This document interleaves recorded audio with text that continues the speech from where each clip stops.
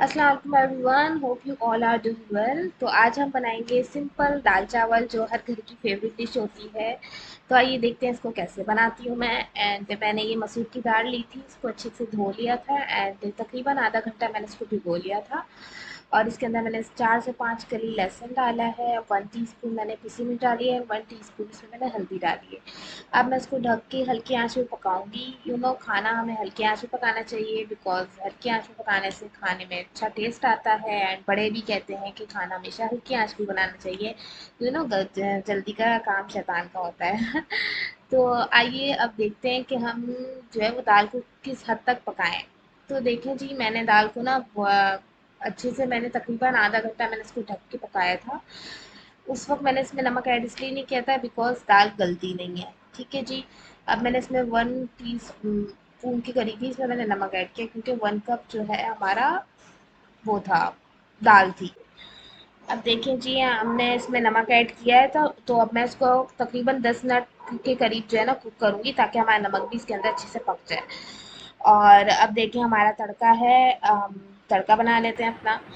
मैंने थोड़ा ये सरसों का ऑयल है, अगर आप चाहें तो नॉर्मल ऑयल भी यूज़ कर सकते हैं, हमारे यहाँ सरसों का ऑयल यूज़ होता है। अब देखें ये चॉप्ड अनियन है। मैंने अंडे वाली अनियन काट ली छोटी छोटी, इसको मैंने डाल दिया ऑयल में। और ज़्यादा ब्राउन नहीं करेंगे, थोड़ा सा करेंगे, बहुत थोड़ा सा। देन उसके अंदर अपने लहसुन डालेंगे, वो भी बारीक बारीक चॉप हुए हुए, कोई 4 से 5 कलियाँ हैं। उसके बाद हम इसके अंदर लाल वाली जो गोल मिर्च होती हैं, जो दाल की, ये वाली दाल की जान होती हैं, वो ऐड कर लेंगे।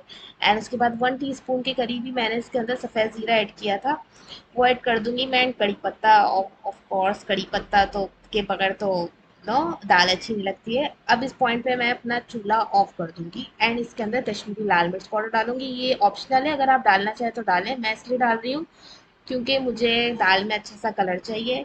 और देखिए हमारी दाल भी अच्छी तरीके से पक के तैयार हो चुकी है। अब जब इसमें तड़का ऐड करेंगे तो बड़ी खूबसूरत सी लगने लगेगी दाल। ठीक है जी, हमारी दाल देखें कितनी अच्छी बन के तैयार हुई है।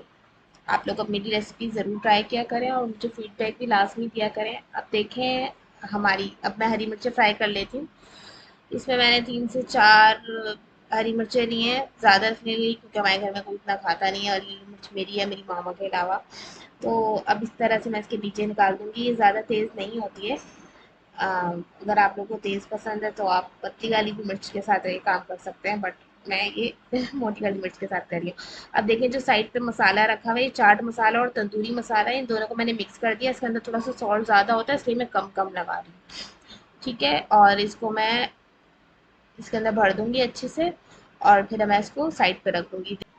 अब देखिए इसके ऊपर मैं धागा लपेट दूंगी। ये मैं फर्स्ट टाइम कर रही हूँ, हमेशा मेरी मामा करती हैं, तो मैं इसलिए लपेट रही हूँ ताकि इसका मसाला जो है सारा बाहर ना आ जाए। ठीक है, मेरा फर्स्ट एक्सपीरियंस बहुत अच्छा रहा। अब मैं फ्राई पैन में घी डाला मैंने, और उसके अंदर अपनी मिर्चें रख दी ताकि अच्छे से फ्राई हो जाए, और ढक के पकाई मैंने स्लो हीट पे।